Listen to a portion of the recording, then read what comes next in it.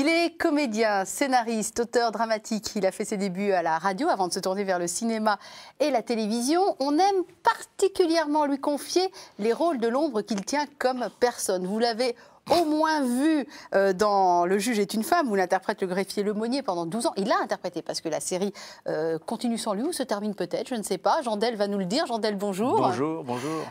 Avant de parler de votre carrière, Jean, je voudrais juste signaler qu'en deuxième invité, nous allons recevoir un réalisateur, Michel Pascal. Alors, il est beaucoup plus que réalisateur, mais il viendra nous expliquer tout ça lui-même, qui va venir nous présenter son film, Tout est grâce, qui va venir nous parler de la pièce Thérèse, qu'il a montée, mis en scène et montrée à travers le monde, qui a eu un succès phénoménal, et on viendra parler de tout ça avec lui en deuxième partie d'émission. Pour l'instant, nous sommes avec Jean Del, comédien. Et auteur d'art dramatique, auteur de théâtre. Alors, on pourrait commencer par tout un tas de choses. On pourrait peut-être commencer par la radio, parce que c'est là que vous avez commencé. Vous avez fait notamment les Beaux jours des grosses têtes. J'ai fait les Beaux jours des grosses têtes, les Beaux jours de la classe. Oui, la classe. La grande époque Télé. de Fabrice, avec tous mes potes, Larocque, Palmade, Bigard, tous ceux qui sont sortis du lot. Et moi, je me suis dit, quand je les ai vus, je me suis dit, il faut se renouveler tous les ans, faire un one-man show tous les ans, mais c'est pas possible, c'est pas pour moi. Donc j'ai pris un peu une autre direction. Qui est donc plusieurs autres directions. Plusieurs autres directions. En fait, parce qu'il y a le cinéma, les séries télé. C'est pour ça que c'est tellement complet ce que vous faites que je me dis, bon, commençons par la radio. C'est peut-être l'endroit, la radio et la scène aussi où vous avez pu développer votre fibre humoristique. Sans doute que beaucoup de gens se souviennent des sketchs que vous avez pu écrire et puis faire vous-même, qu'on trouve encore. Allez voir sur YouTube, vous tapez Jean Del, ça marche tout seul, ça court même. Il y en a quelques-uns. Ouais, qui vous a permis de développer une fibre humoristique qui est quoi? Qui est là depuis le début? Parce que... Depuis le début, je pense que depuis le lycée, l'école, même j'imitais toujours mes profs. Pendant qu'ils n'étaient pas là, il y avait toujours un moment où le professeur arrivait en retard. Bien sûr. Et je prenais sa place et je caricaturais tout ça. Ça m'a valu quelques heures de colle, mais je me souviens que j'ai commencé comme ça. Souvent, tous les humoristes, d'ailleurs, disent que c'est à l'école qui faisait rire leurs camarades et qui se rendent compte que là, il y a quelque chose qui se joue pour eux. C'est surtout le premier auditoire, quoi. Ils sont nombreux, ils sont tous assis. C'est une vraie scène, l'école. Il n'y a qu'à se mettre sur l'estrade et raconter n'importe quoi, imiter le prof déjà. Pour les faire rire. C'est drôle parce qu'il y a cette fibre humoristique développée principalement en radio, développée sur scène aussi. Alors moi, quand j'ai découvert, il le sait parce que je lui ai déjà dit quand on a préparé l'émission, mais pour avoir vu énormément de pièces de théâtre ces 10 dernières années à Paris, il y en a une que je suis allée voir en service presse, comme on fait tous, nous les journalistes, qui s'appelle Un petit jeu sans conséquence. C'était au Théâtre La Bruyère, ça a déjà quelques années, cette histoire. Et que je suis revenue voir 2 fois sur mes deniers, ce que les journalistes ne font jamais, figurez-vous, tellement j'ai adoré cette pièce. On ne fait pas que rire, d'ailleurs, des fois c'est un peu grinçant. Et d'un seul coup, je découvre qu'il est le co-auteur de cette pièce avec Gérald Sibleras. Alors là, je suis devant, alors je ne vais pas dire ça sur KTO, mon Dieu théâtral, mais bon, en tout cas, devant quelqu'un que j'admire. Devant votre maître. Voilà, mais complètement devant mon maître, Jean Del, bien sûr. Non mais voilà, il y a sur la scène, vous avez pu aussi développer une fibre d'auteur dramatique, dramatique et comique, parce que ça peut aller ensemble d'ailleurs. Oui, ça vient du sketch. Je pense que le sketch est un très bon entraînement, c'est très court, ça donne une écriture très concise, très précise, très brève. Dans le sketch, on n'a pas le temps de s'étaler. Et du coup, après, on arrive, si on maîtrise bien le sketch, à écrire plus long. Au lieu de 3 minutes, ça devient 1h30. Mais c'est grâce au sketch que j'ai pu écrire avec Sibleras 1h30 de retard, de cette écriture précise, concise, un peu british, sans jamais trop s'étaler. Il n'y a pas beaucoup de pavés. 1h30 de retard, c'était c'était un petit jeu sans conséquence. 9 nominations quand même, 5 Molières. 1h30 de retard, c'était la pièce d'après. C'était la 3e pièce après. Ouais. Il y en a eu une autre avant. Le béret de la tortue. Alors, il y a d'abord eu le béret de la tortue, un petit jeu sans conséquence. 1h30 de retard, Vive Bouchon. Et Vive Bouchon. Voilà. En collaboration avec Sibleras, et tout seul, après, il y a eu un stylo dans la tête. Alors là, c'est plus Jean-Luc Moreau, Francis Perrin. On y revient quand vous voulez. On est avec des gens qu'on connaît bien aussi. D'ailleurs, Francis Perrin, on a eu la joie de le recevoir ici, qui est un personnage intéressant. Adorable, absolument. Aussi. La scène, de pouvoir faire de la scène, mais alors pas comme comédien, de fait, parce que c'était... Eh ben non, moi j'étais auteur. C'est étonnant, ça. On n'écrit pas pour soi? Non, pas du tout. J'ai pas cette prétention. Non, j'ai pas écrit pour moi. Avec Sibleras, on écrivait pour des comédiens. On pensait à des comédiens en écrivant. Par exemple, à Raphaëline Goupillot, on avait découvert Raphaëline et on a écrit un rôle pour elle dans Le béret de la tortue. On pensait à d'autres comédiens, mais pour moi, non. Puis je veux dire, c'est quand même assez difficile pour un auteur de jouer sa propre pièce. Moi, il m'est arrivé parfois d'avoir envie de jouer dans mes pièces, mais on m'a souvent refusé.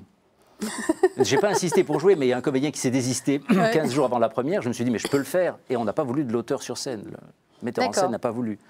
Il y a toujours cette appréhension du metteur en scène d'avoir à travailler avec l'auteur. Oh là là, il va nous faire chier. Oh là là.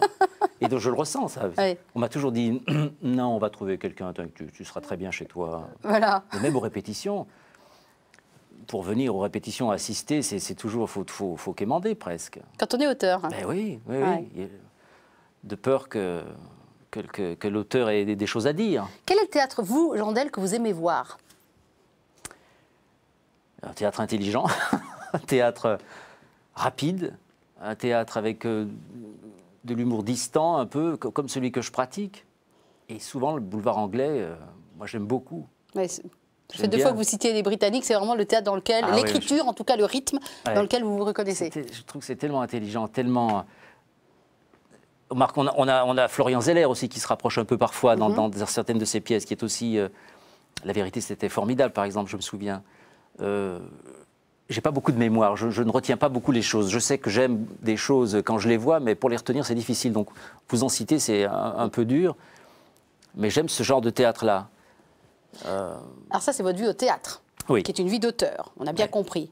On a parlé un peu de votre vie dans la classe, avec tous ces humoristes qui depuis sont devenus des grands de stars. Bigard, qui était là il y a peu de temps aussi d'ailleurs. C'est un camarade, on a fait Le Missionnaire tous les deux. Était dans la classe. Ah oui, j'ai vu ça dans votre filmographie. Bah tiens, parlons cinéma alors. Il y a Le Spoons. Je vais citer quelques films connus. Un petit rôle dans Le Spoons. Un crime au paradis, Jean Becker. Ah, Jean Becker. Très bon film. Avec Villeray, absolument. 15 août. Oui, très brève apparition. Ouais. Les Rois Mages, avec les Inconnus, on va dire, on va faire ça comme ça. Je reste de Diane Curie. En fait, je vous parle des films que j'ai vus, pour être tout à fait honnête. Qui a tué Bambi? Je ne sais pas si beaucoup de gens l'ont vu, mais c'était un très très bon film. C'est vrai, vous vous souvenez? De Gilles Marchand. J'ai eu peur. J'ai eu peur pendant tout le film. Tais-toi de Francis Weber, La Maison du Bonheur de Danny Boone, là, ça rigolait bien. Et Le bruit des glaçons, qui est beaucoup plus récent, de Bertrand Blier, avec, je cherche Dujardin et Dupontel. Dupontel, voilà. Avec Dupontel. Vous avez une filmographie aussi qui part un peu dans tous les sens. Un peu, mais c'est éclectique, c'est un peu le travail de comédien.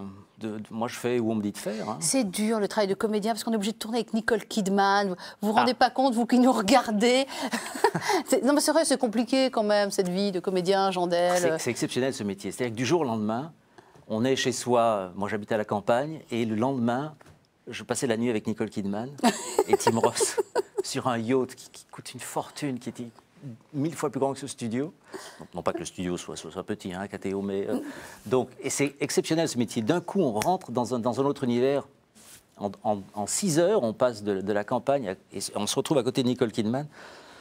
J'avais une scène avec elle dans Grace of Monaco, un film qui se tourne actuellement. C'est une sorte de biopic sur Grace. C'est la vie de Grace Kelly, c'est son arrivée à Monaco. D'accord, c'est spécifiquement cet endroit-là. C'est le moment où elle a encore le cul entre deux chaises, où elle est encore actrice et à peine princesse. Et elle se dit, qu'est-ce que je vais faire? Et Hollywood la demande, Hitchcock vient la chercher pour Marnie. Il lui dit que ça sera le rôle de sa vie. Elle hésite. Et elle ne sait pas si elle doit être princesse ou actrice. Et voilà. Et alors, j'imagine, je ne sais pas comment ça se passe, est-ce qu'on passe un casting pour ce genre de rôle ou est-ce qu'on vient vous chercher? C'est Nicole qui a demandé à ce que je sois... Non, j'ai passé un casting. C'est beau, les fantasmes des acteurs. J'ai passé un casting. Pour incarner un ministre, en l'occurrence, qui n'a pas réellement existé, mais pour les besoins de la fiction, souvent on est obligé de rajouter des personnages ou d'en enlever. Là, il rajoute un rôle, c'est quand même la chance de Jandel, pour incarner un ministre. Souvent, on fait appel à vous pour des rôles un peu sérieux, de greffier, de juge, d'homme d'État. Vous avez une sorte de posture comme ça, et cette distance très british. Je porte très bien le costume cravate. Voilà. Et je pense que ça aide les réalisateurs en se disant, tiens, il y a un costume cravate, c'est pour Jandel. J'ai joué une fois un routier communiste, et ça m'allait très bien, je te dis.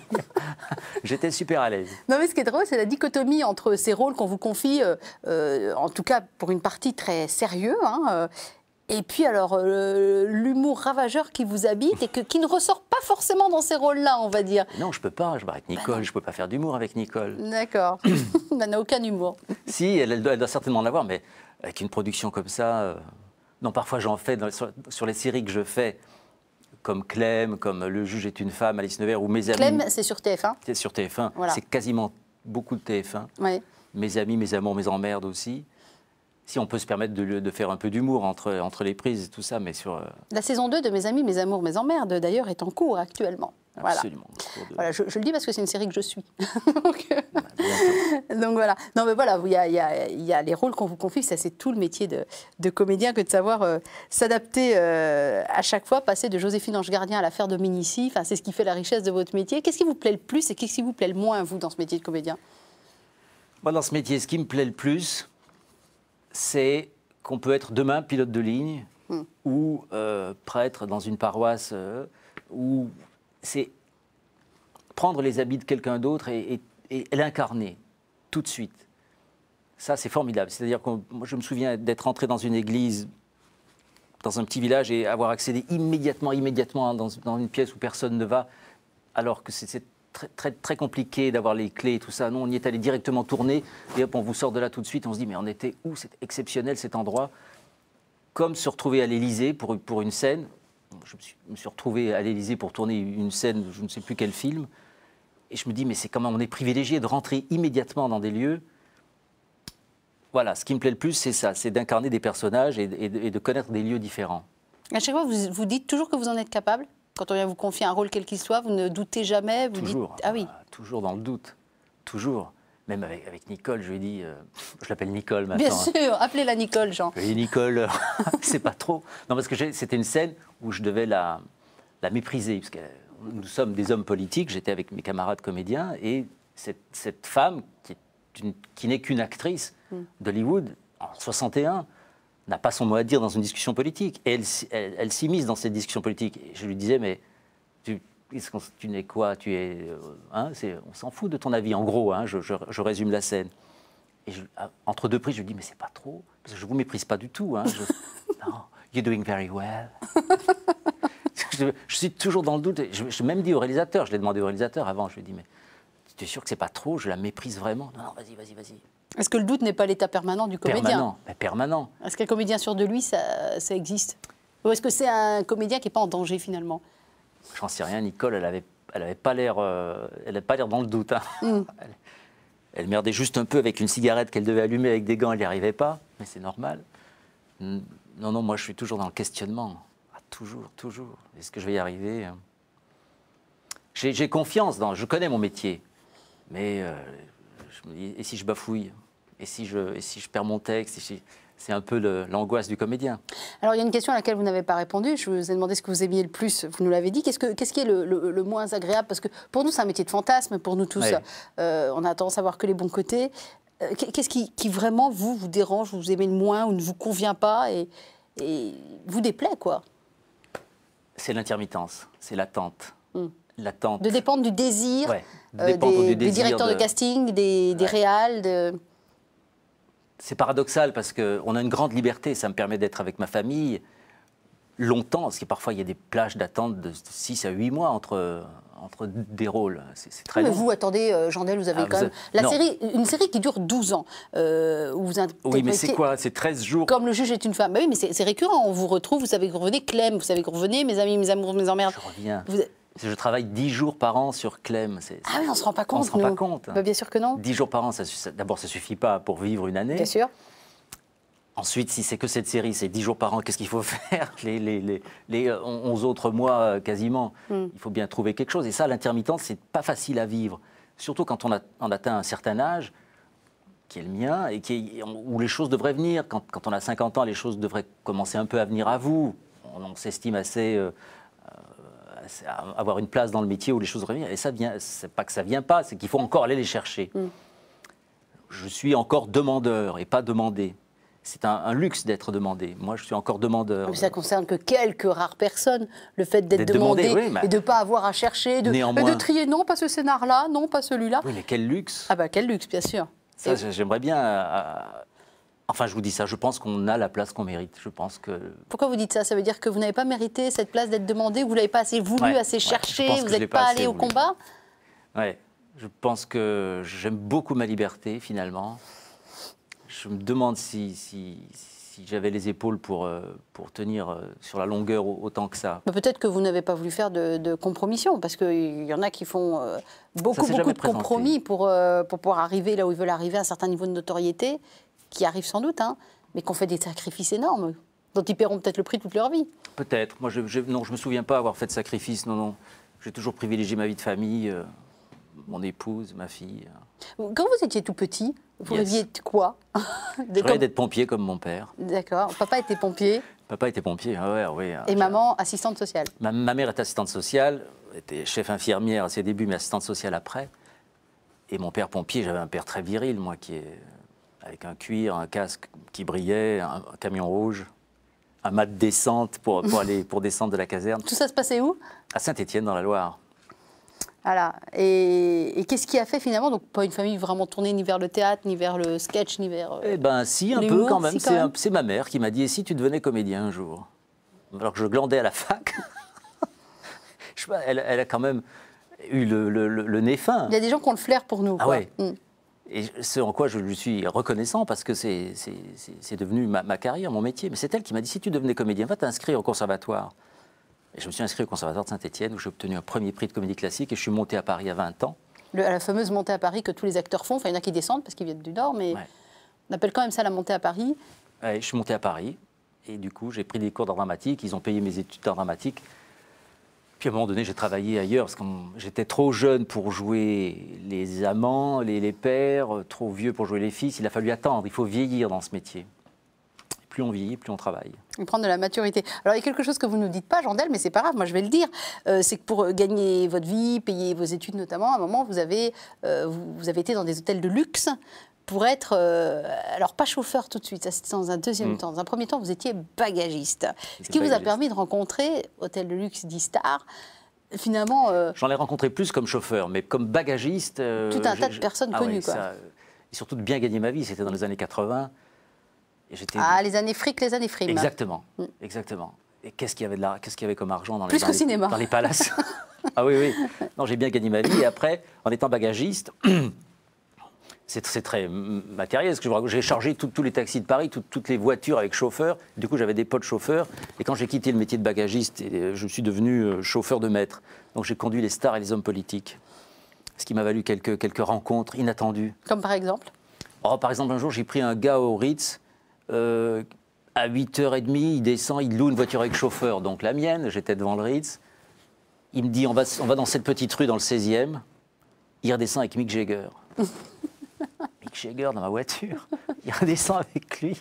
C'était exceptionnel. Et vous, obligé de rester à votre place? Ah ben ouais, obligé de rester à ma place. Je me souviens aussi, je me souviens d'un soir où mon dispatcher, celui qui donne les courses au chauffeur le soir, disait,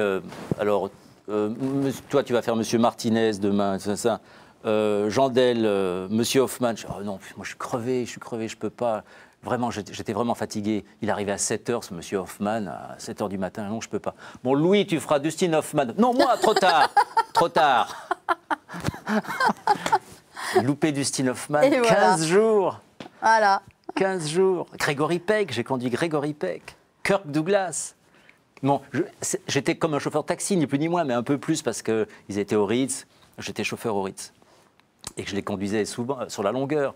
Mais ni plus ni moins comme un chauffeur de taxi aurait conduit dans Paris. Ça va être difficile quand même d'avoir ces personnalités derrière, donc sur la banquette arrière, et de se dire j'aurais tellement de choses à leur poser. Moi, l'apprenti comédien, tellement de questions à leur poser. J'aimerais tellement leur témoigner mon admiration, mais j'ai un rôle à tenir parce que c'est un rôle, mine de rien, qu'un costume, un uniforme.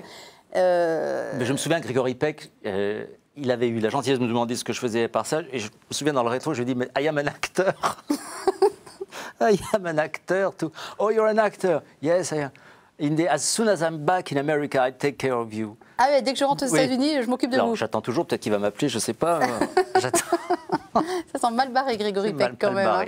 Ouais. Est-ce que de cette frustration est née finalement cette envie de se lancer dans ce métier qui n'est pas un métier facile, hein, comme vous le dites, vous êtes nombreux. Non. Oui, mais je n'ai jamais été frustré. Je ne suis pas frustré, je ne crois pas.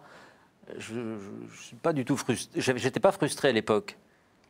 Je me souviens avoir conduit un financier qui m'avait dit, mais moi j'ai besoin de quelqu'un pour faire avec moi, pour des visites dans l'entreprise. Vous êtes jeune, vous pouvez le faire et tout. Je lui dis, non, moi je ne veux pas le faire parce que je suis un acteur. Et j'avais rien, je connaissais personne dans le métier. J'étais chauffeur et je ne connaissais personne. Et j'ai laissé tomber ce métier de chauffeur pour faire la classe. De Fabrice. De Fabrice. C'est une copine qui faisait de l'art dramatique à qui j'ai téléphoné. Je lui ai dit, écoute, j'en peux plus, je suis chauffeur de maître, qu'est-ce que tu fais toi maintenant? Oh, viens, on va écrire des sketchs, tu vas écrire des sketchs pour la classe. Je n'ai jamais écrit une ligne de ma vie. Tu étais bon en cours, je me souviens. Et on a pris encore une fois, par le truchement d'une femme, parce que la première c'est votre maman, le truchement d'une femme, paf, vous allez dans ce qui va vous mettre le pied à l'étrier finalement. Ah oui, c'est en l'occurrence la classe de Fabrice, avec quoi tout va démarrer finalement. Oui, tout va démarrer sur la classe de Fabrice. J'ai fait des sketchs, j'ai gagné ma vie. Pour l'anecdote, c'est pas très marrante, mais je me souviens qu'à côté de la classe de Fabrice, il y avait un plateau sur lequel on tournait Tribunal. Et ce jour-là, je suis allé en visite sur le plateau de Tribunal, et il y avait un rôle du greffier à côté du juge, de l'huissier. Il n'est pas venu, cet huissier. Il n'est pas venu, et je me souviens, c'est le répétiteur qui faisait répéter les textes aux acteurs, qui est monté sur le plateau, à qui on a donné la robe et qui a fait ça. Et moi, j'ai dit... on a appris en fin de journée que le greffier était mort chez lui. L'huissier était mort. Effectivement, l'histoire n'est pas drôle. Mais il fallait le remplacer. Il fallait remplacer le répétiteur. Moi, j'ai vu le répétiteur monter, j'ai dit à la production, écoutez, il vous faut un répétiteur, je veux bien le faire. Je suis à la classe à côté, et on m'a téléphoné 2 jours après en disant, vous allez faire l'huissier parce que le répétiteur ne fait pas l'affaire dans le rôle. Et j'ai tourné 2 ans Tribunal à côté du juge Yves Vincent, c'est un grand comédien, et qui est toujours, et je faisais l'huissier à côté du juge. Et là, j'ai rencontré tous les comédiens de Paris, c'était un des premiers sitcoms dans les années 93, je crois. Mais c'est beaucoup ça, ce métier, c'est savoir saisir sa chance aussi, la provoquer. Et voilà. Je ne savais pas, c'est une histoire dramatique, mais je dois ma place à un mort. Dit-il avec un air contrit, hein, c'est pour les gens qui nous écoutent en radio, qui ne vous voient pas. Je demande à peu près ça jamais à mes invités. Si je vous demande de défaire le premier bouton de votre chemise Jandel, est-ce que je vais trouver une croix autour du cou? Ah, vous allez trouver ma croix qui est... Est-ce qu'elle est là? Elle est là. Allez, montrez-la moi. Une petite croix en or, toute simple. Qui m'a été offerte par la marraine de ma fille, le parrain et la marraine de ma fille. Il me semble, je suis quasiment sûr que cette croix a été bénite par les moniales de Saint-Gervais.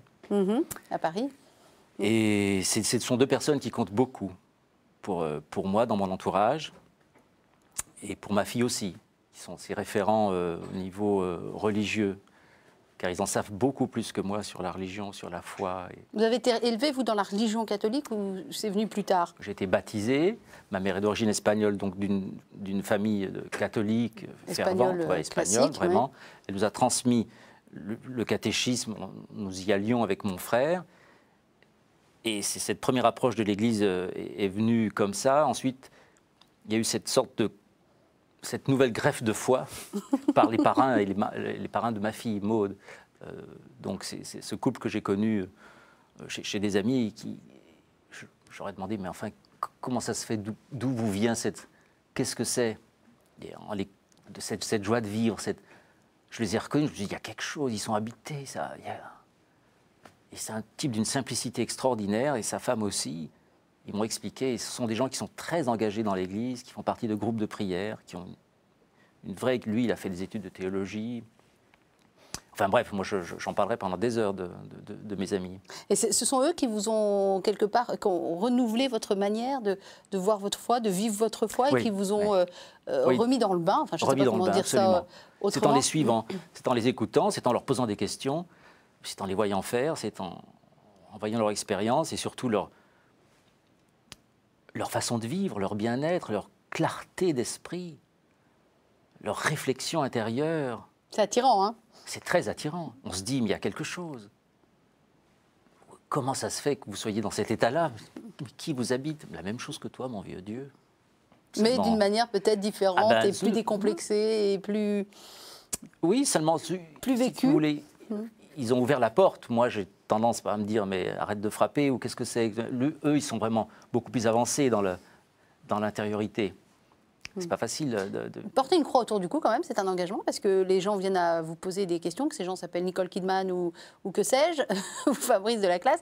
Enfin, c'est montrer que Jésus habite votre vie et avoir envie de le dire et de l'afficher. Oui. Alors, avoir envie de le dire ou de l'afficher, Là, ça suscite des questions. Je lui renvoie une croix brillée autour du cou, on vient vous voir en disant tiens, tu portes quoi là une croix, mais tu es croyant, et paf, la discussion s'engage, non? Oui, ça s'engage, oui. Ça doit vous arriver plein de fois, ça. Non, pas tant que ça. Les gens non, le remarquent pas vraiment. Non, il y a bien que vous qui m'avez alpagué là-dessus un jour. D'accord. Un jour, on s'est croisés. En fait, c'est comme ça qu'on s'est rencontrés. On s'est croisés. J'ai vu une croix briller autour du cou. Je lui ai sauté dessus en lui disant mais c'est quoi? Qu'est-ce que c'est? Non, mais parfois j'ai pas du mal, mais j'ai peur qu'on me dise mais tu as changé, tu es plus radieux. Mais d'où ça vient? Bah, écoute, moi, j'ai rencontré Dieu. Ah, tu sais qu'il y a un numéro vert qui peut t'aider. J'ai peur de cette réaction-là. Je vais vous présenter quelqu'un qui a aussi rencontré Dieu, qui est radieux. Lui aussi, on va vite pouvoir le voir. Vous allez bien vous entendre tous les deux. Il s'appelle Michel Pascal. Il fait tout un tas de choses. Je crois qu'il va falloir qu'il nous les explique lui-même. Il est réalisateur. Il est notamment directeur du festival Sainte-Maure en toute liberté. Bonjour Michel, bonjour. Qui a rencontré Dieu aussi. Michel. Ah, vous n'avez pas de croix autour du cou, vous, Michel Pascal? Si, elle est là, dans mon cœur. Oh, c'est mignon, il s'en sort pas mal. Il s'en sort pas mal. Auteur, réalisateur, metteur en scène, photographe, compositeur, interprète, n'en jetez plus. Ça va, on s'arrête là. Là aussi, on est avec un personnage, voilà, Jandel a de multiples talents qu'il sait parfaitement exploiter. Vous aussi, à la fois dans la lumière et dans l'ombre. Disons que c'est plusieurs cordes au même arc. D'accord. Voilà, en 2 mots. Et je pense, moi, qu'on soit photographe, réalisateur, acteur, auteur, etc., on peut faire plein de choses, mais en réalité, il y a un dénominateur commun. Moi, celui de ma vie, on est sur une chaîne où on parle de foi. Le dénominateur commun de tous mes projets artistiques, oui, c'est cette quête spirituelle. Alors chacun mettra le mot qu'il veut. On peut dire, quand on est croyant, la quête de Dieu, la quête de dimension spirituelle. Quelqu'un qui est athée va dire universel ou une vérité humaine. Enfin, chacun met son mot. Mais on voit bien que l'on soit croyant ou athée, que quelque part, on cherche la même chose. Je suis sûre, vous avez des métiers en commun déjà, celui d'acteur, d'auteur. Je suis sûre que vous avez trouvé dans cette première partie d'émission, dans ce qu'a pu dire Jandel, des accroches ou des points communs ou des choses qui vous ont interpellé. Oui, moi, il y a quelque chose, voilà. je regardais attentivement, il y a quelque chose qui m'a frappé, moi, de Jean. C'est que je crois que Jean fait son métier d'artiste comme un artisan. C'est-à-dire sans chercher à prendre la place de Nicole Kidman. Non, mais là, ce ne serait pas possible de toute façon, Jean, il faut qu'on soit clair. Je crois que Jean fait son métier dans le sens, je dirais, un peu comme on bâtissait les cathédrales, un peu comme les artisans de cathédrales. C'est-à-dire de polir son bois, de sculpter ses personnages, de sculpter dans l'humilité, dans l'humour, dans la distance, etc.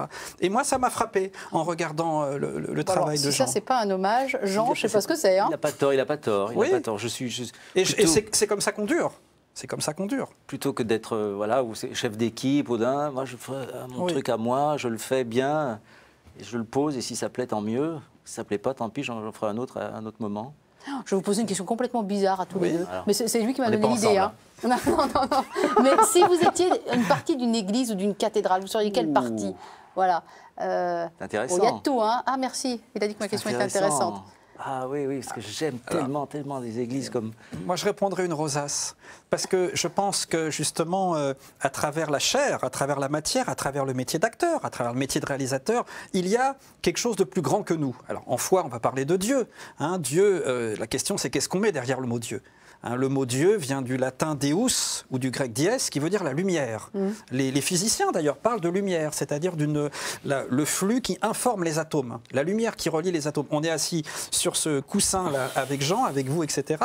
Tout ça, ce sont des atomes reliés par une lumière. Donc on voit bien qu'on prenne un chemin plutôt scientifique ou un chemin de théologie, une fois de plus, quelque part, on a tous cette quête de lumière, cette quête universelle. Donc une rosace pour laisser passer oui, parce qu'on n'est qu'une apparence. C'est-à-dire que, par exemple, moi, quand j'ai écrit et mis en scène la pièce sur Sainte-Thérèse de Lisieux, qui a eu ce succès incroyable, on sent bien qu'on n'est qu'un instrument.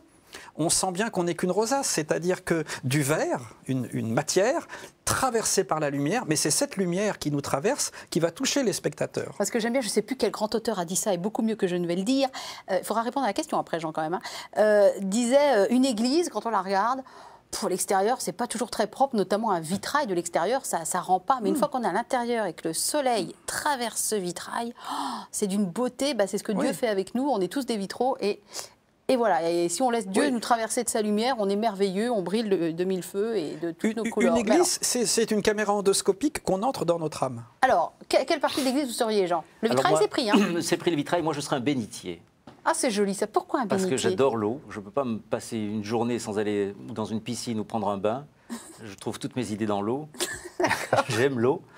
Et le bénitier, c'est à l'entrée, on voit tout le monde, ça se reflète, c'est métaphorique. Et en même temps, c'est tout petit. Enfin, des fois, il y en a des gros, mais d'une manière générale, c'est petit dans une église. On ne peut pas passer à côté d'un bénitier. Mais tout le monde y passe. Tout le monde le cherche, le bénitier. Tout le monde transite par le bénitier. Donc tout le monde viendrait à moi, je serais dans l'eau, ce serait formidable. Alors ça, c'est pas mal. Parlons de cette pièce de Thérèse qui vous tient à cœur. Et alors, Thérèse de Lisieux, vous connaissez Thérèse de Lisieux, Jean, je ne vous la présente pas. Mais non, j'habite quasiment au-dessus de Lisieux. Voilà, il habite à côté de Lisieux, donc il connaît ça par cœur. Et Michel Pascal a monté une pièce avec Eva c'est Eva Hernandez, donc dans le rôle titre. Voilà, qui jouait Thérèse, ou j'allais dire qui se laissait jouer par Thérèse tous les soirs. C'est vrai que Eva a joué à peu près 500 représentations. Un succès phénoménal dans le monde entier. Plus de 100 000 spectateurs. C'est vrai que dans le monde d'aujourd'hui, pour une pièce de théâtre, et tu connais bien ça, avoir du public, c'est une grâce. Mais alors, avoir du public et être en tournée à travers le monde et avoir toutes les religions qui viennent écouter un texte et plein de gens athées qui viennent vous voir, alors là vraiment, c'est une grâce. C'est-à-dire que je crois que dans un monde aussi superficiel et matériel dans lequel on vit, jamais on a eu tant besoin de spirituel. Quelqu'un athée dira universel, une fois de plus. Chacun a son mot. Mais je crois que jamais la quête de Dieu n'a été si forte en réalité aujourd'hui. Pas un Dieu qu'on doit chercher à avoir, mais un Dieu qu'on est. Un Dieu, c'est-à-dire cette lumière qui nous fait être. Et cette pièce sur Thérèse... bien sûr, le succès est lié d'abord à l'actrice, parce que Eva est une actrice exceptionnelle sur scène, et tenir des milliers de personnes avec juste une chaise, il faut vraiment être assez incroyable.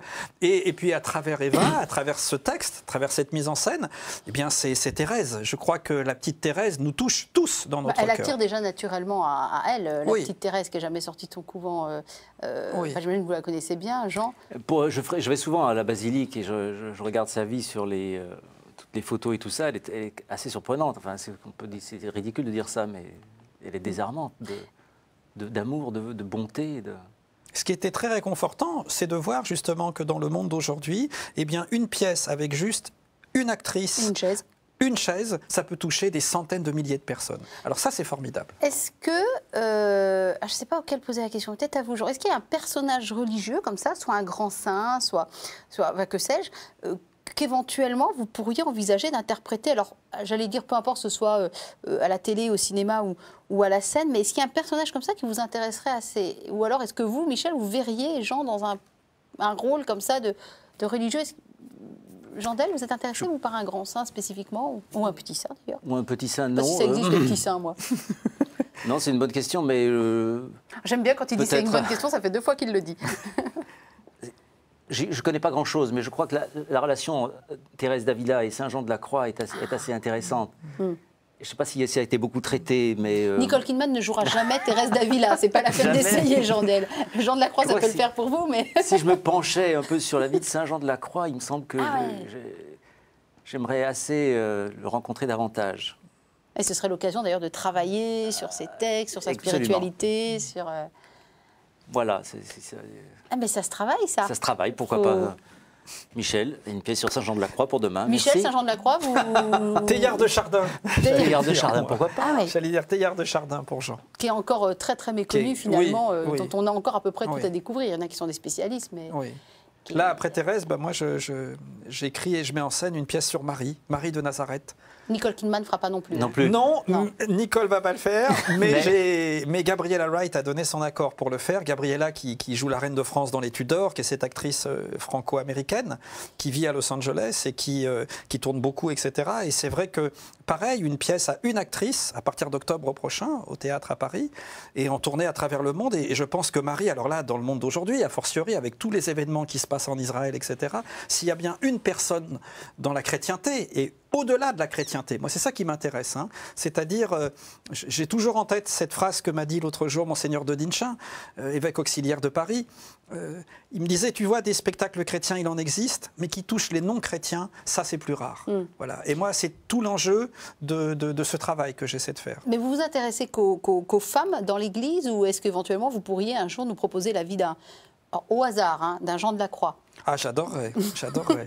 Non, mais ça pourrait être un homme, quoi, parce Bien que sûr, les hommes d'église bien aussi ont sûr. des choses à Non, évidemment, évidemment, transmettre. Ouais. évidemment. Mais je crois surtout que dans le monde d'aujourd'hui, dans cette époque si stressée, si oppressée, si angoissée, où on n'est plus dans la vie, on est dans l'existence. Voilà, ça c'est un truc Mais intéressant. c'est tout ce qu'il a fui, lui, finalement. Voilà. Il nous dit, voilà, j'habite oui. à la campagne du côté de Lisieux. Voilà. Je suis peut-être pas une star, mais en fait, je crois que j'ai pas cherché à être une star. Et que si Ouais. j'avais voulu l'être, j'aurais pu l'être. Moi, je Mais crois j'ai qu'il y a voulu une me phrase, protéger. il y a une phrase dans l'évangile de Jean qui se rapproche très bien de Jean. Être dans ce monde, mais pas de ce monde. Voilà. Moi, je coupe la radio parfois. Je dis, c'est pas possible, toutes ces mauvaises nouvelles. C'est pas. Faut arrêter de se plaindre, faut arrêter de voir les manifs, tout ça, bon sang, mais personne n'est heureux, quoi. Personne se dit, je suis content d'être ce que je suis, et ce qui m'arrive, eh ben, je l'accepte. Je me dis, mais c'est pas. Il faut. Si on se laisse envahir par Pour tout ça, il faut. garder de la lumière. il faut garder- Oui, À un moment, il faut faire reculer l'ombre, quoi. Évidemment, sinon. bien sûr. Sinon, tout est un problème. C'est dur, ces sièges sont durs. Ah, Non, on c'est est pour que les mal. invités Non, se mais- tiennent droit. Mais oui, non, mais tout devient un problème. Ouais. Alors, on vit plus. Alors, justement, c'est intéressant. On va vous présenter, Jean, quelque chose de, à mon avis, que vous n'avez vu nulle part au cinéma, hein, un peu surprenant. Un film qui s'appelle Tout est grâce, qui est, à ma foi, un bien joli titre Oui. pour un film. Un film Méditatif. méditatif. Alors on se dit, bon, alors l'endroit idéal pour un film méditatif, c'est quelque part au calme, à la montagne, personne qui m'ennuie. Hein. Attention, il faut que je sois au calme. Bah lui, non, bien sûr. Où est-ce qu'il va le projeter, son film? Vous allez nous le dire, Michel Pascal? On va le projeter à Bernanos, au centre Georges Bernanos, dans l'église Saint-Louis d'Antin. Alors ça, c'est au cœur du cœur de Paris. Voilà. Je ne pouvais pas faire plus Au cœur de cœur Paris. des grands magasins, au cœur de Noël, au cœur du Roche, du boulevard Haussmann, etc. Et je trouve que c'est extraordinaire de projeter un film méditatif dans ce lieu de Paris qui est tellement stressé, où pendant Qui est un 30 minutes... temple de la consommation, on va Ah dire. oui, Voilà. c'est vraiment... Moi, je crois que c'est ça aussi la mission d'un artiste, si on est intéressé par le spirituel. C'est de mettre d'essayer de créer une oasis dans le désert. Voilà. Et le désert de la consommation, l'hystérie de ce désert avec Noël, avec tous ces achats qui ne riment à rien, etc., où on a tout sauf l'essentiel, hein, eh bien, je crois que c'est vraiment passionnant de projeter un film pendant 30 minutes pour proposer à toutes les personnes qui vont entrer dans Bernanos de goûter la paix. Je crois que c'est ça qui nous manque aujourd'hui, de goûter la paix. Il y a cette phrase si belle à la messe, je vous laisse la paix, je vous donne ma paix. Et je crois que la paix, vraiment, elle est l'un des messages chrétiens les plus extraordinaires, c'est-à-dire d'arrêter d'avoir l'esprit occupé. Hein, on vit sous l'état d'occupation, c'est la guerre. Il y a même des gens qui sont préoccupés. Et je crois que justement, au lieu d'avoir toutes ces pensées dans la tête, pendant 30 minutes, on peut goûter une qualité de paix, c'est-à-dire une sorte d'oraison visuelle à partir de ces photos, ces images que j'ai pu prendre à travers le monde, à travers tous ces voyages que j'ai pu faire, et avec ces chants, etc. Et pendant 30 minutes, de goûter, de se dire, c'est pas vrai, au milieu du stress, il y a la vie. Il y a l'oasis au milieu du désert. On ne va pas regarder 30 minutes du film, évidemment. C'est pas le but. Si, On va si. regarder la bande-annonce qui dure 1 minute 30. Oui. Voilà. Puis après, j'aimerais avoir la réaction, après cette bande-annonce de Jean Del, sur cette minute 30 de paix que nous allons donc vous offrir en direct sur KTO.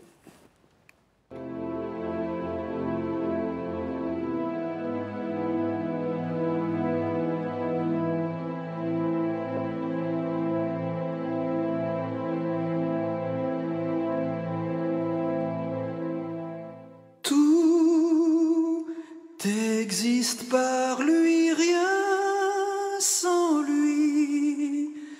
De tout être, il est la vie. Tout existe par lui, rien sans lui. Et la vie est la lumière des hommes. Il vient chez lui, mais les siens ne le reçoivent pas. Le monde ne le connaît pas. Mais à tous ceux qui le reçoivent, il donne d'être des enfants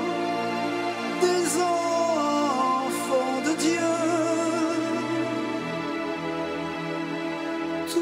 Tout existe par lui, rien sans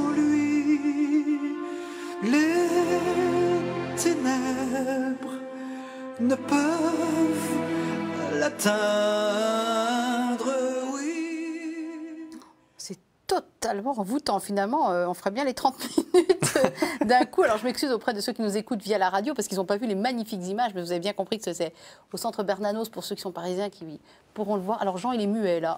Jean, on ne peut pas parler après ça, que c'est tellement grand que... Enfin, l'idée de ce qui est représenté dans ce film, quoi. C'est à la fois tout simple, hein, quand même. Le concept est tout simple. Super simple, mais taisez-vous, quoi, juste. Eh bien, écoutez, il nous reste 11 minutes d'émission qu'on va faire en silence. Mais non, mais ça appelle ça. C'est prends et tais-toi. Voilà. C'est intéressant ce que tu dis parce que je crois qu'il y a un moment, on a besoin de pur silence. Hein, le silence, c'est la nourriture de l'esprit. C'est une nourriture, c'est-à-dire qu'on a besoin de...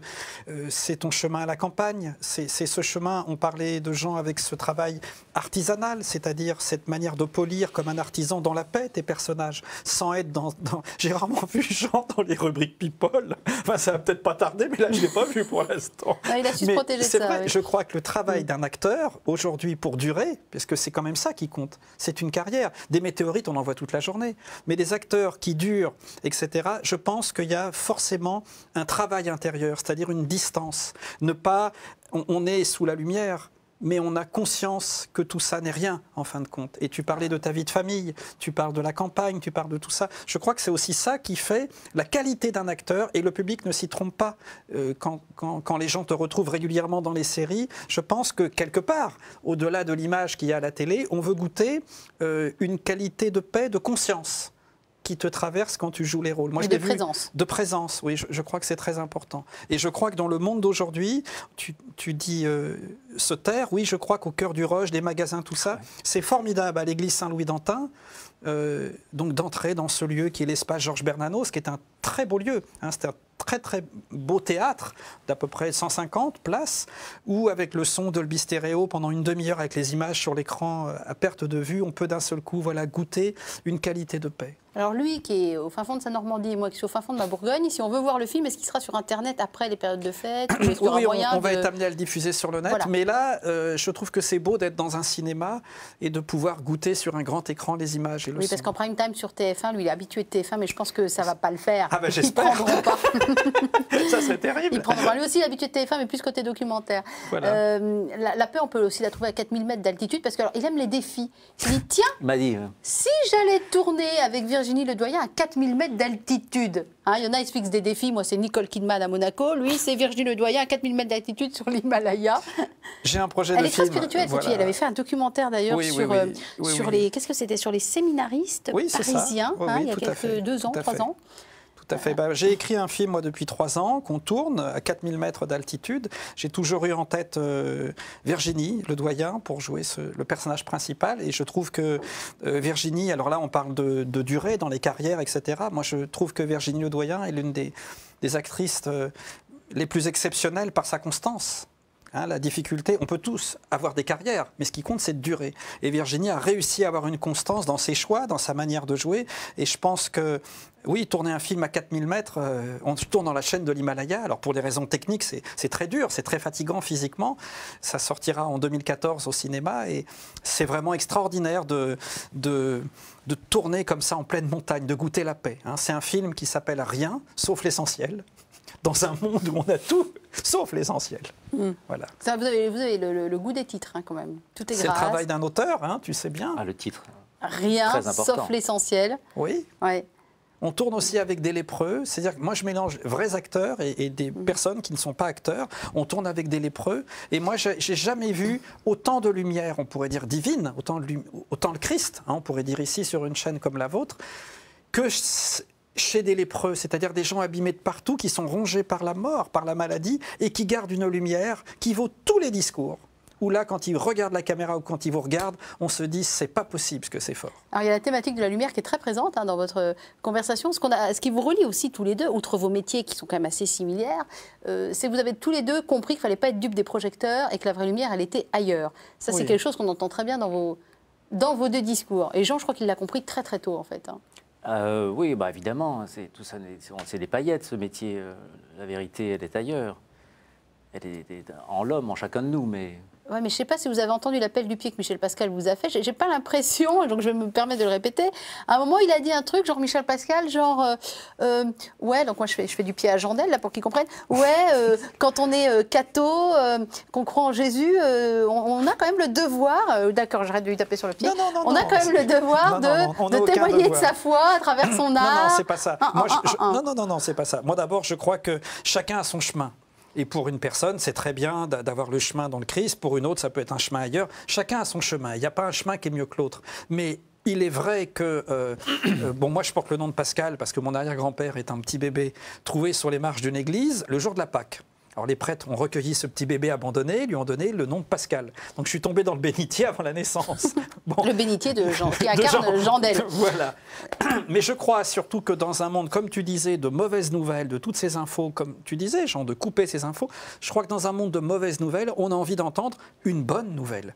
La bonne nouvelle. Et ça, c'est vraiment quelque chose d'intéressant. C'est-à-dire, nous les artistes, regardez, vous ouvrez la télé toute la journée, c'est la maladie la savapahite. Ça va pas, ça peut pas aller bien. C'est pour ça qu'il est à sa radio. Ça lui. va jamais, ça va pas, ça va pas. Alors là, il y a ça, il y a machin, il y a Carla Bruni qui est opérée, l'opération a raté, je sais pas quoi, ça va pas, enfin, rien ne va. Bon, etc. Moi, je crois que, en fait, il y a des choses extraordinaires qui vont bien, qui sont magnifiques. On n'en parle jamais parce que parler de ce qui est beau, parler de ce qui est bien, de ce qui fait du bien, c'est pas intéressant, ça fait pas d'audimat. En revanche, je crois qu'à force de parler de mauvaises nouvelles, on finit par croire que le monde n'est qu'une mauvaise nouvelle et rien n'est plus faux. C'est-à-dire que c'est une interprétation de la réalité. Mais la réalité, elle est entre les deux. Elle est positive et négative. C'est peut-être pour ça d'ailleurs que Jean a choisi une arme comment dire, de joie massive qui s'appelle l'humour. Oui. Et d'ailleurs, vous êtes marié à une comédienne qui manie aussi beaucoup l'humour. Enfin, on sent qu'on a un couple qui est très... qui a trouvé son équilibre, notamment à travers cet axe-là. Et c'est pas rien l'humour. Il y en a qui vont s'en servir pour être cyniques. Vous, c'est pas le cas, quoi. C'est transformer les choses, faire rire déjà en priorité. Moi, je fais un peu d'humour avec tout. Je pense qu'on peut même faire de l'humour avec la religion aussi, pourquoi pas. Je pensais à un sketch, un mec qui dirait par exemple à un geek, tu sais les geeks, ceux qui font de l'ordinateur sans arrêt, qui lui dit mais arrête, il y a autre chose que tes jeux, il y a autre chose. Et le mec lui dirait mais quoi, il y a autre chose, il y a quoi? Bah écoute, moi je fais partie d'un groupe de prière. Ah bon, c'est quoi? Vous êtes en réseau? Ouais, c'est ça, on est en réseau, on est super en réseau. Tu vois. Mais vous êtes armés, c'est le but, c'est de s'armer. Et t'as de la vie éternelle, mon vieux, si tu veux. Une barre de vie comme ça. Il est en train de nous inscrire un sketch en direct. Tu vas faire de l'humour. Et ça s'appelle comment ton jeu? Dieu. Oh, c'est nul. Non, God. God One. Oh, God One, génial. Voilà. Moi, je veux bien y jouer à God One. Tu vois? Moi, je veux y jouer aussi à God One. Faire de l'humour avec tout. L'humour, c'est un regard. C'est un regard. D'ailleurs, les one-man shows, si vous avez vu, il y en a beaucoup qui s'inspirent de la religion. On a eu Sophia Aram, bon, on aime ou on n'aime pas, hein, c'est sûr que c'était très grinçant. Jérémy Ferrari aussi qui fait sur la religion. On pourrait peut-être avoir un one-man show un peu plus positif, avec un regard de la religion plus... Je pense que ça demande un vrai engagement. D'abord, sur la durée, ce serait très long. Puis un vrai engagement. Après, je serais l'humoriste catholique, quoi. Je serais catalogué. On connaît en France comment ça marche. Oh là. Mais il y a une place à prendre. On peut faire de l'humour avec ça. Enfin, on oublie toujours que catholique, ça vient de kathos, en grec, qui veut dire universel. Hein, quelque part, on est... Non mais le problème, les mots MOTS sont devenus les mots MAUX. Il y a Popek, l'humour juif. Pourquoi il n'y aurait pas Jandel, l'humour catholique? Les mots sont les mots. Il est en train de réorienter sa carrière là devant nous. On est passé de Nicole Kidman à Popek. C'est pas mal. Qu'on parle musique 2 secondes, parce qu'on a entendu une chanson là. Je ne sais pas si vous avez fait attention, Jean. On a entendu une chanson. C'était quoi exactement cette chanson avec l'extrait? En fait, c'est moi qui chante. Il m'a semblé reconnaître la voix. J'ai mis en musique les plus belles phrases de la chrétienté. Donc là, c'est un extrait du prologue selon Saint Jean que j'ai mis en musique. Voilà, aux États-Unis avec l'un des musiciens du Pat Metheny Group avec qui je travaille. C'est un grand ami de Sœur Marie Kéroutz, la star internationale. Oui. La plus belle voix sacrée au monde. Voilà. C'est vraiment là, tu parlais de se taire et de goûter à quelque chose qui n'est plus humain, qui est surhumain, qui nous dépasse. Et là, je crois franchement, oui, on peut dire que Sœur Marie Kéroutz, dans le monde d'aujourd'hui, c'est le Times qui l'a écrit aussi, c'est la plus belle voix sacrée au monde. C'est-à-dire que quand elle chante, le temps s'arrête. Qu'est-ce que le Times a dit de Jandel récemment? L'homme le plus sexy du monde, je crois l'avoir lu. Le one-man show catholique. Mais il l'a refusé. J'ai refusé le titre. Voilà, il a refusé le titre. Il faut. Qu'est-ce que vous avez compris de la vie, Jean, que vous aimeriez transmettre à vos enfants, ou en tout cas à ceux qui vont vous suivre, ou peut-être les jeunes acteurs qui vous demandent des conseils, de plus essentiel? Michel, préparez-vous, la question sera pour vous aussi. Bon, le premier qui a envie de répondre, il répond. Michel. Moi, Sa grande générosité, Jean passe la parole. Non, mais moi, j'ai un grand garçon de 11 ans qui joue dans le film, d'ailleurs, que je fais en Himalaya. Et je crois que l'une des choses les plus importantes à transmettre à ses enfants, c'est de garder de la conscience. C'est-à-dire de garder la conscience. Dans un monde où on est dans la non-conscience, on ne se rend plus compte, où l'esprit est tout le temps occupé, les conneries, les infos, la télé, pardonnez-moi, mais tout ça toute la journée, garde de la liberté intérieure, garde de la conscience. La vie, ce n'est pas que ça. C'est un bel héritage à transmettre, oui, ça. Je pense que c'est la mission de tout parent, ou même quand on discute entre amis, d'essayer d'avoir conscience. C'est-à-dire de passer de l'existence à la vie, de retrouver de la conscience. Jean, va falloir passer après ça. Non, mais... Alors Moi, j'ai une grande fille de 11 ans et toc. Moi aussi, j'ai une grande fille de 10 ans. Qu'est-ce que j'aimerais lui transmettre comme qualité? Déjà, je suis très pragmatique. Déjà, l'honnêteté. La malhonnêteté amène que des catastrophes, donc l'honnêteté, c'est important. Et si elle peut, l'amour de Jésus toute sa vie, parce qu'il la sauvera de tout, qu'elle ne sera jamais seule, elle sera accompagnée, qu'elle pense à lui, qu'elle le travaille, qu'elle le découvre. C'est une arme, puisqu'on parlait d'armes, extraordinaire. De construction massive. C'est de qui, ça? De moi. C'est formidable. C'est du Emmanuel Dancourt dans le texte. C'est Voilà. génial. C'est beau. Non, on va écrire un one-man show catholique tous les deux, vous allez voir. On va faire un truc beaucoup. super. J'aime beaucoup. Cette construction massive dont tu parlais, Sœur Marie Kérousse, c'est ce qu'elle fait aussi. C'est-à-dire que dans tous les événements qui se passent en Israël, au Liban, en Syrie, etc., Sœur Marie aide tous les jours. Elle finance, par exemple, une clinique où Juifs et Palestiniens sont soignés ensemble. Ça, c'est quelque chose d'invraisemblable. Alors, malheureusement, l'émission va devoir se terminer là-dessus, alors qu'on en ferait 3 fois plus avec vous deux, parce qu'en venant tous les deux d'univers très différents, on voit que vous avez beaucoup de choses à vous dire. Pour ceux qui ne connaissent pas Sœur Marie Kérousse, il y en a encore, allez voir sur Internet, allez vous renseigner, ses disques, etc. Vous verrez que c'est une personne formidable. Tout est grâce, bientôt sur Internet pour les Bourguignons et les Normands, mais également... Tout est grâce à Bernanos à partir du 4 décembre. Et Sœur Marie Kérousse au Festival de Saint-Maur, Saint-Maur en toute liberté, le Festival de Saint-Maur qui se déroule toute fin novembre au Théâtre de Saint-Maur, où Sœur Marie chante avec l'Orchestre de la Paix, c'est-à-dire musiciens juifs, chrétiens, palestiniens, tous ensemble, sur des images qu'on projette en fond d'écran. Voilà, alors au moment où on diffuse cette émission, le festival aura eu lieu, malheureusement, mais il y en aura d'autres. Mais on peut le suivre sur Internet. Jandel et Nicole Kidman, c'est pour quand? C'est pour quand? Il faut lire Non, c'est pour quand? C'est pour mars, avril, je pense, que le film soit monté, qu'il sorte même début... 2013 en tout cas. 2013 forcément. 2013, donc Grace of Monaco, je crois que ça s'appelle. Et puis Jandel sur scène pour un one-man show catholique.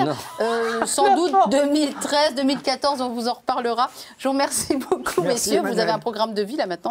Moi, je suis comme ça, j'organise l'avenir de mes invités. Oui, on a bien compris. Et puis on vous souhaite une bonne continuation. Merci, c'est gentil. Au Merci revoir. Emmanuel. Au revoir.